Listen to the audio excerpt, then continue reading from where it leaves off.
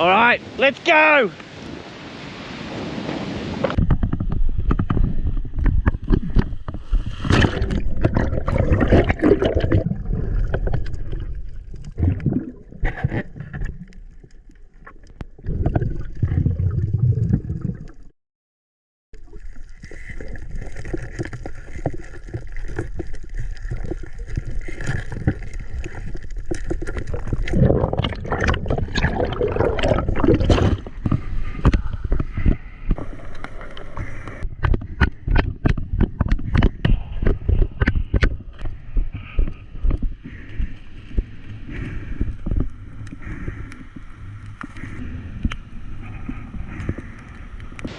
Well, I don't think you can get fresher than that.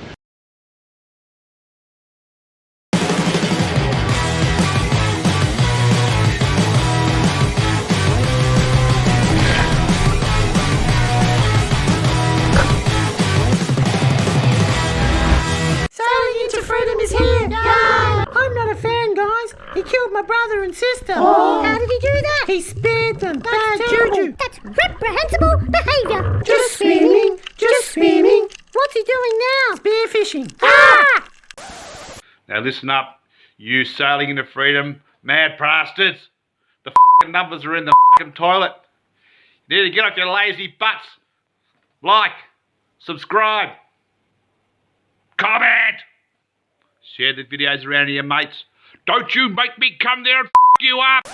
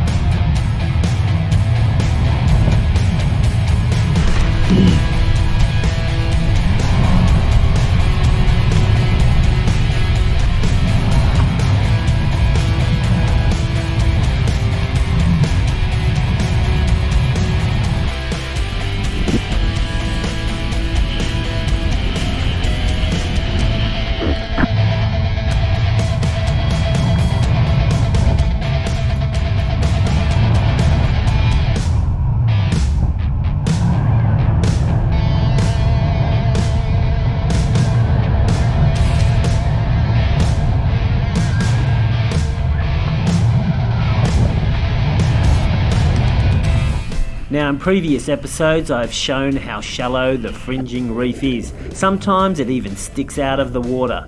So if I ever drop the kite in the water, swimming it in, I would be cut up severely. So today I'm going to try and find a place to swim the kite in just in case. About 500 metres away, I find a good channel.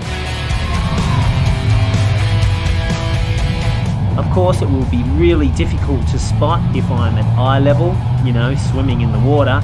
But this ain't the easy channel, people. Our victories here are hard won.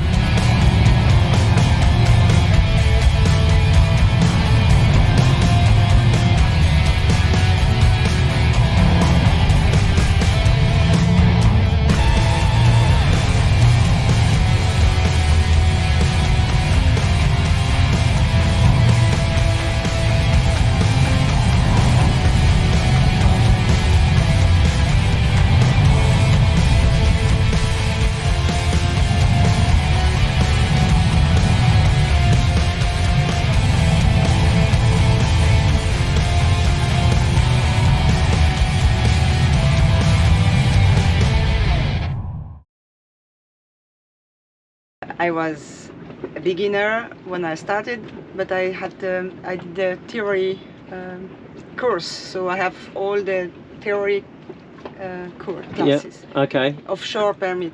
Yeah. It's called in Switzerland. Oh, you did it? Okay, I gotcha. did it, yeah, but I didn't have practice. I didn't practice anything, and we started. And your boat was very small, wasn't it? Yeah, 9 meters 30. Yeah.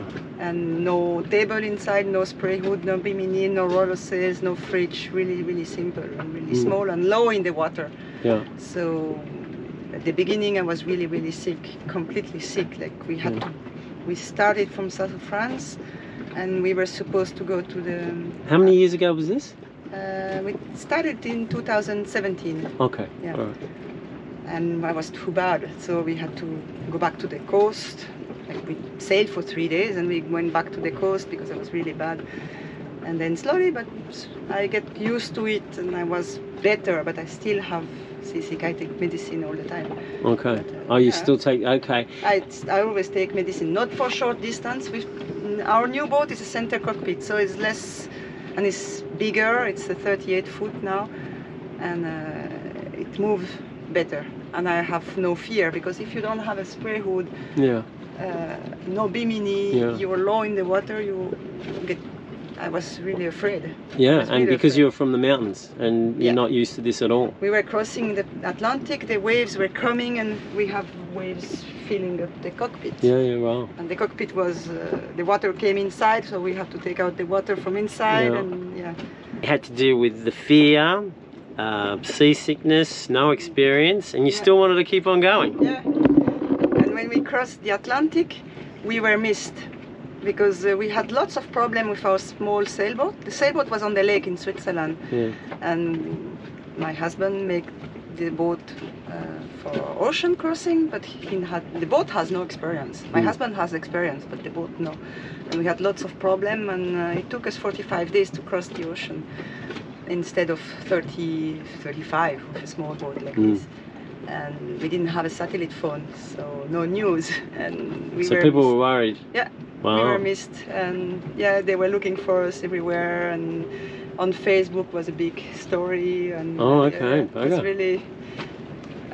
really a shock when you arrive and you realize that they are looking for you.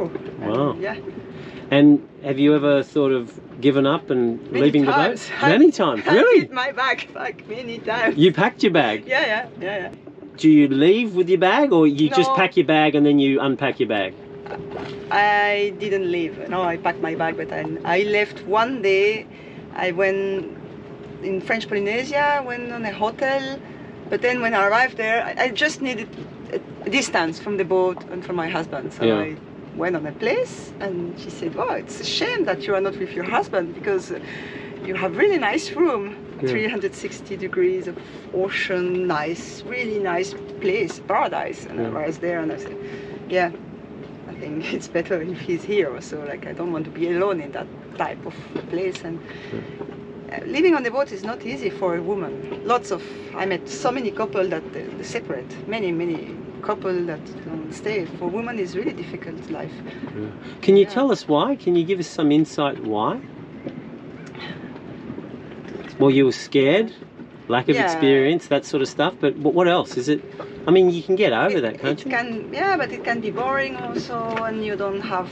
You are all the time together as a couple, 24 hours together. Yeah. So you really need to be in love. You really need to be a good team because 24 hours together all the time. Sometimes you don't meet people for months. Sometimes you really. When we did the crossing for 40 days, 47 days, it was okay because everyone has something to do and there is no routine. It's different. But when you are in the anchorage somewhere with technical problems or in Hardston, and there's a lot of work about us. Well, I think you ought to be congratulated because number one, you're seasick. Now, if anyone hasn't, if you've been seasick, it's an awful feeling. It really, some people get so seasick they want to kill themselves. They want to die. So you ought to be commended, and yet you still keep on coming back. Yeah. You are not always crossing ocean with seasickness. Sometimes I like the life on the anchorage, going spearfishing, going swimming, going meet other people, going on the beach, on my paddle. I love paddling, stand-up paddle. What is it with girls and paddleboarding? I just don't get it. Have you tried? Yeah, you should try. I have tried. It's the most boring thing ever. I used to see the guys, when I was in Anchorage, when I was working, I was living on the boat. Every Sunday, there'd be 2 paddleboarders going past. Well, there'd be a couple, like maybe 10 lots of couples going past our boat. And the girl would be going, having so much fun, and the guy's going, when's this going to end? Please kill me. Please kill me. When's this going to end? Please kill me. Please kill me. I don't get it. But if you like it, it doesn't matter. You got the board, it doesn't weigh much, so I mean. And it's a nice sport. So you're a destination sailor, really. You're like me. You go to a place and you like to live the place, explore everything. Yeah, it's a wonderful thing. And the other thing unusual about you is you like to do the spearfishing, right? Because there's the action, which is the hunt. And if you don't have any food on your boat or you want some fresh fish, that is an amazing experience, especially. Like, don't mean to be sexist here, but usually guys go out to do that. Yeah. And here I come here, I've got my new best friend. My new best friend likes to go spearfishing. It's wonderful to see. Yeah. So I was actually. I'm worried if I don't have my gun in the water. Like I was filming fish also. It's a good activity. You go and you make nice movie of the fish, but I prefer to. Like, subscribe, comment.